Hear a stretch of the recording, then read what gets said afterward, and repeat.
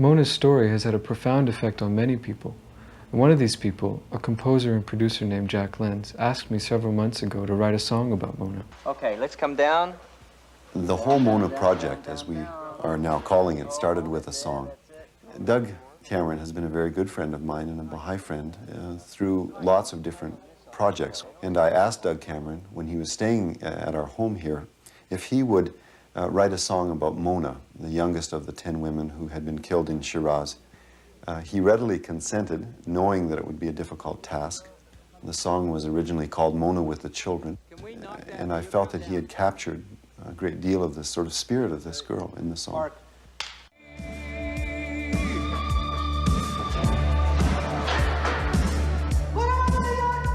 I can see her in my heart.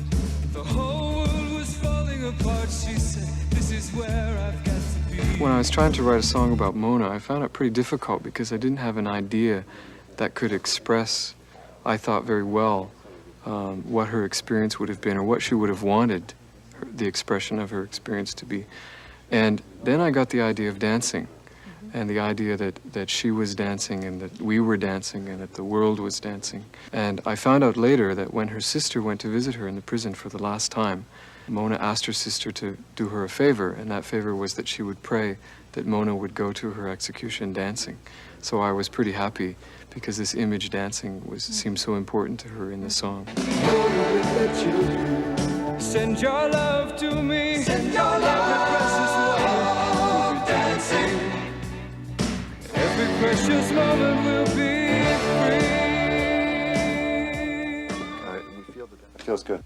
Almost 12 months ago, they talked to me about was the feasibility of doing a video about it.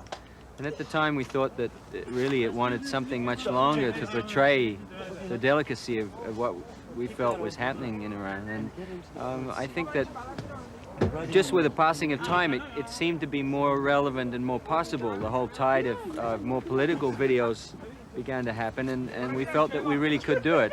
Rodney Charters is a director-cameraman who brought his own very special skills to this project. He really sustained this project tremendously. He brought to it a quality that really kept it going. Mark, 51A, take one. One of the happier accidents in making this video was the discovery of Roya Mahmoudi, who played the role of Mona in the video. Not only was there a remarkable similarity in appearance between Roya and Mona, but there was also a special warmth and spirit that she brought to the making of the video, very reminiscent, I'm sure, of Mona's qualities, that made it more like a real-life experience than simply a recreated one. She also was very concerned about the authenticity and the accuracy of portraying the story. And I think that that was probably because her mother and father-in-law were abducted and executed in Iran in 1981. I think you push her. I'm trying to get a feeling of what the Baha'is are going through there. And it's really tough. People think so. We have the information about it, we hear about it. Not till you've partaken of it do I really think that you can feel what's going on. And I really feel that I've only gotten a glimpse of it, even though I've played out the role completely. What would go on in the mind of a 16-year-old, I don't know. Someone that fresh, someone who enjoys life that much. And yet Mona seems to be someone who is extraordinarily mature and very in tune with her beliefs and her understanding of what a human being is. Mona, like her father, had a deep love for the Baha'i teachings. She also loved to draw and to write poetry. When the guards came to arrest her, her mother asked, "Why are you arresting a 16-year-old child?" The guard showed her mother one of Mona's poems and said, "This isn't written by a child. This kind of poem could set the world on fire." Mona's mother was imprisoned for 5 months at the same time as Mona.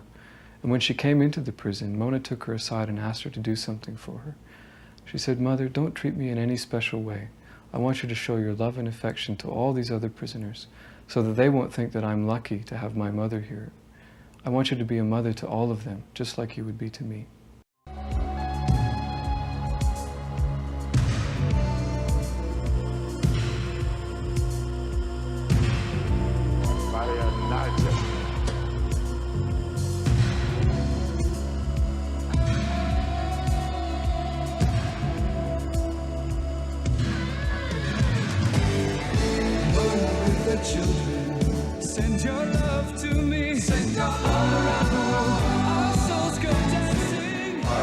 close-up on the same thing. In the written document that we have where the mullah asks Mona herself, why are you a Baha'i? And she explains that in the Baha'i faith, we investigate the truth and our beliefs ourselves. It's something that I read myself, I find out about myself. It's not just because my parents are Baha'i.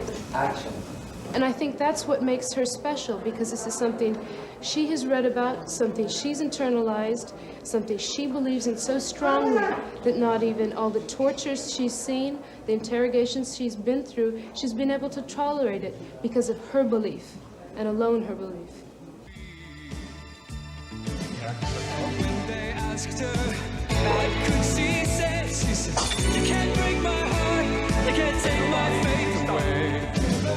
And when they told her the price that she would pay, she said, take my... Through the interrogation, that's where the strength comes to me.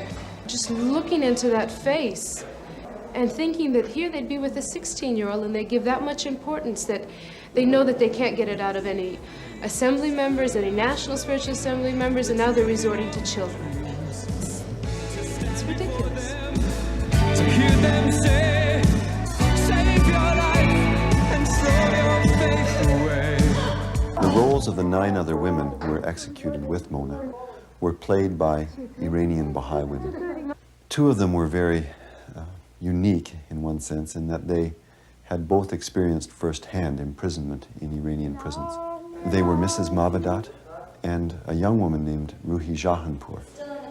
Ruhi was in prison with Mona for 4 months. She was a chemistry teacher in Shiraz. She was released from prison and escaped from Iran through Pakistan and is now a Baha'i refugee living in Canada. She brought an unbelievable contribution to this project. She consulted with us all the way through and told us what the prisons were like inside and told us what the interrogation rooms were like and helped us understand why the guards would be dressed like they were dressed. The first time that I was arrested, I was alone and they just took me to prison and then they put me in a cell. But the second time I was arrested with my friend Shirin, and when we got to the cell, we found out that there are some other Baha'i women. They tied me to a bed and they beat the soles of my feet. They just said, are you Baha'i? I said, yes. And they said, will you convert to Islam? I said, no. And again, they continue beating me for 74 lashes. I think it would work a lot better, wouldn't it? Because we just see the whole back of your feet, just a massive red. Yeah? We chose Mona's story because she was the youngest of the 10 women who were executed, and also because she showed a particular kind of courage and strength. The man who drove the women to their execution told later that the authorities, in a last effort to try and break the spirit of these women and to force them to recant their faith, had hanged them one at a time. Mona asked to be last, so that she could pray for the strength and steadfastness of the others. And when her turn came, she kissed the noose and said a prayer for the happiness of all humanity. Mona was deeply in love with her faith and dedicated her whole life to serving humanity and to the cause of peace.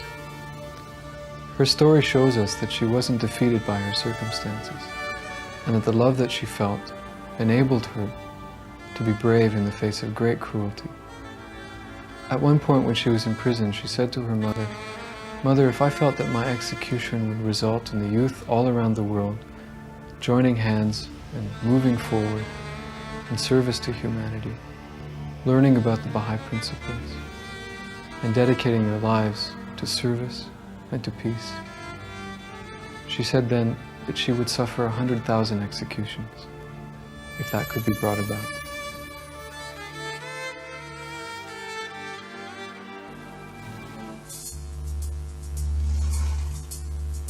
آره برادر کلک همشونو میکنی یالا آره یالا زود باش کار داریم میخوایم بریم زود باش بجام از اول کاره آره برادر کلک همشونو میکنی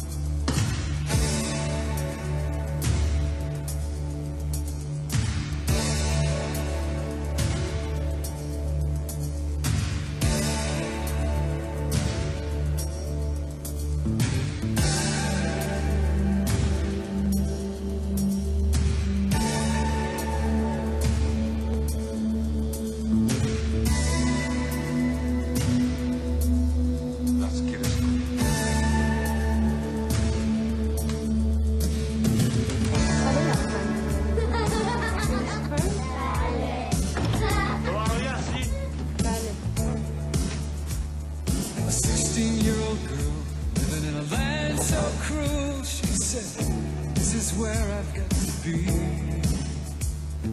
Taken in the night, her heart full of light. She said, this is where I've got to be. How can I tell you, how could she be so young to know the truth in all her dreams? To stand before them, to hear them say, save your life and throw your faith away. Mother with the children, send your love to me. All around the world, we'll go dancing. Mother with the children, send your love to me. Every precious moment, we'll be dancing. Every precious moment will be free.